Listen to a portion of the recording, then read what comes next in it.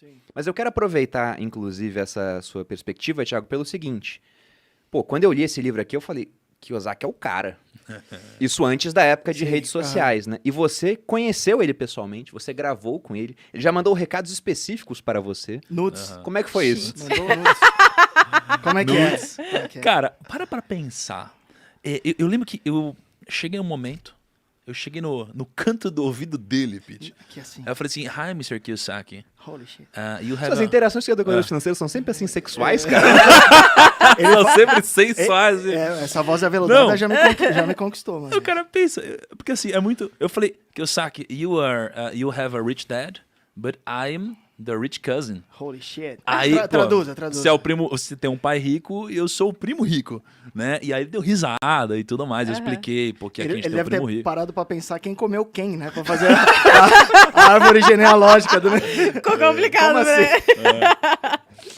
Só que, cara, assim, pensa que eu sempre tive ele muito como um ídolo. Né? E nessa época o seu canal ainda era muito menor do que é hoje, né, cara? Isso. É que você vê como são as coisas, o parâmetro é muito foda. Porque quando a gente olha pra hoje, a gente fala, nossa, era quase que irrelevante. Mas pra época era muito relevante, né? Perto do parâmetro que a gente tinha. E aí, ele veio pro Brasil num evento e, cara, imagina eu me realizando. Porque se pudesse escolher um nome no mundo sobre educação financeira, era o Kiyosaki. Com certeza era o Kiyosaki. Talvez seja hoje pra muitas pessoas ainda. E aí eu cheguei, cara, e ele veio para um evento, eu tive a oportunidade de encontrá-lo e eu fiquei tão feliz que eu divulguei muito o evento, né, na época. Isso daqui ajudou muito a gente a se linkar. E aí a gente, cara, se conheceu, a gente gravou um vídeo, ele gravou uma entrevista para um documentário que eu estava produzindo, me deu dicas na época, falou sobre o livro, falou sobre um monte de coisa.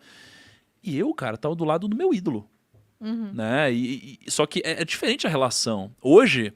Quando eu tô do lado de pessoas que são ídolas ou são muito incríveis e tal... Tipo agora. Tipo agora do lado do Pete, eu nem tremo.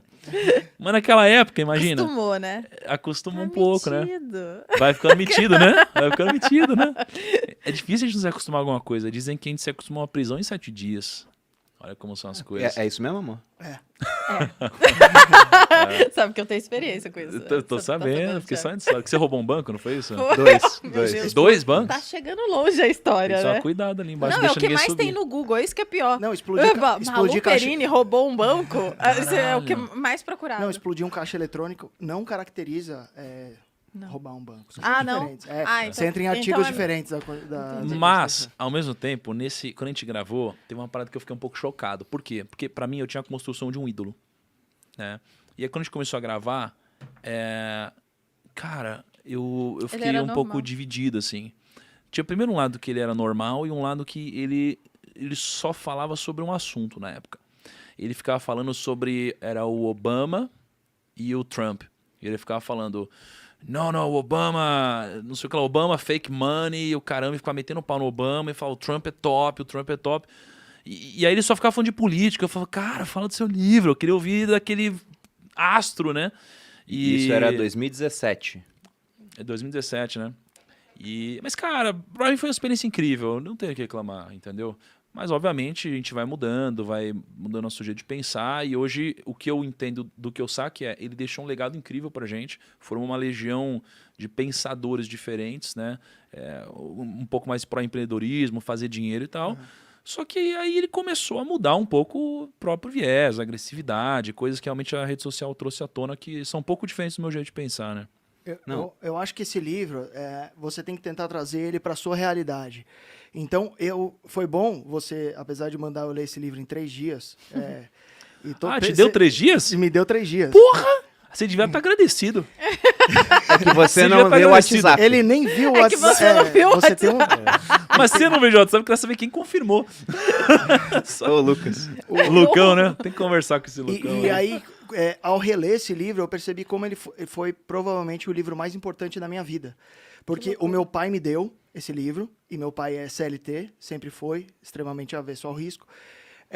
E ao ler esse livro, eu estava na escola, e eu sempre estudei nas melhores escolas. E eu não sabia que meu pai tinha dinheiro, porque a gente nunca conversou muito sobre dinheiro. Então eu sabia só que meu pai tinha o pior carro de todos da escola, então eu me achava pobre. E é muito louco isso. Se tem alguma coisa que eu vou mudar em termos de approach com meu filho, é de falar sobre dinheiro. Falar o quanto que eu ganho, falar o que eu tô pensando. Porque eu fiquei tanto tempo assim no escuro com meu pai, que eu falei, primeiro, ele deve estar passando fome para fazer eu estudar no Bandeirantes, no Estocco, na PUC, que são colégios relativamente bem caros, né? E faculdade cara. Eu não sabia que ele tinha dinheiro. E isso fez com que eu, antes de ler esse livro, tivesse uma mentalidade de pobre. E ele fala aqui em uma passagem, ele fala, você pode estar pobre, mas se você agir como pobre, você vai ser para sempre pobre. Então ele fala, o pai rico, em alguma passagem... Eu tô até com ela aberta aqui. Ele fala que, tipo, ele podia estar quebrado, mas ele nunca falava que ele era pobre. A frase específica é assim, há uma diferença entre ser pobre e estar quebrado. Aham. Estar quebrado é temporário, a pobreza é eterna. É muito isso. foda. Era isso. Não, tem uns trechos que ele fala. Imagina uma criança de 9 anos, que era o caso do Kiyosaki aqui, e ele conta, né? Meus 2 pais tinham atitudes mentais diferentes. Um acreditava que os ricos deviam pagar mais impostos para atender aos menos afortunados. O outro dizia, os impostos punem os que produzem e recompensam os que não o fazem. Um dos meus pais recomendava, estude arduamente para poder trabalhar em uma boa empresa. O outro falava, dedique-se aos estudos para conseguir comprar uma boa empresa.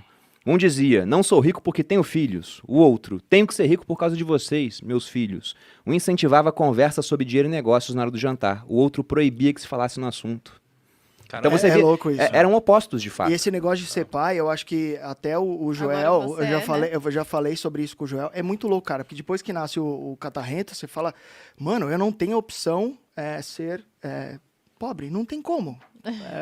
Então, Gasta, né? cara, ele já nasceu com um déficit ali de uns 50 pau. Já fiz até uma planilha. Sacanagem. Vou cobrar, óbvio, juros compostos. É o milagre dos juros cara, compostos. eu separei aqui o que eu acho a frase mais sensacional dele, que é meio no começo, né, já que você tá nas frases.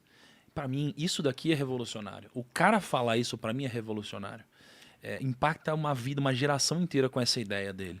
Ele diz assim, ó, o dinheiro é apenas uma ideia. Se alguém quer mais dinheiro, precisa apenas mudar a sua forma de pensar. Aham. Então, cara, vê se isso daqui não muda uma geração, cara. Muito bom. Se não um pensamento revolucionário. É. Porque realmente, o cara que eu mais vejo falar sobre isso é o Perini, talvez de formas diferentes. Pô, porque ele fala, o real já tivemos 10 tentativas de moeda e o real hoje já perdeu quase 85% do valor, não sei o que lá. Aí fala, pô, mas por que o dinheiro vale? Ele vale porque as pessoas confiam nele, acreditam nele. Então me diz se de fato o dinheiro não vale porque as pessoas acreditam que vale, logo o dinheiro é apenas uma ideia. Né? Por que o Bitcoin vale? Pô, as pessoas acreditam nisso. Então se você consegue criar uma ideia, mudar a sua perspectiva, você criou dinheiro. Né? Ele diz que você cria dinheiro. Né? Então, cara, esse pensamento é revolucionário. E ele diz que tudo começa aqui dentro, de fato. Mas não sob uma ótica espiritual. É sob uma ótica intelectual, né, cara? Isso é incrível. Tem uma passagem aqui que ele fala, o dinheiro vem e vai. Mas se tiver sido educado quanto ao seu funcionamento, você adquire poder sobre ele e começa a construir sua riqueza. Então, eu acho que tem tudo a ver com o que vocês estavam falando. Não, Talvez eu já tenha tomado uísque demais. Não, né? você Só tá certo. quis falar Certíssimo. uma frase. Mas, falando da estrutura Quis do meter livro, uma de efeito, Peraí, né? deixa eu... aproveitando... Ai, Malu, tem uma pra você aqui. A Malu tá no sumário já.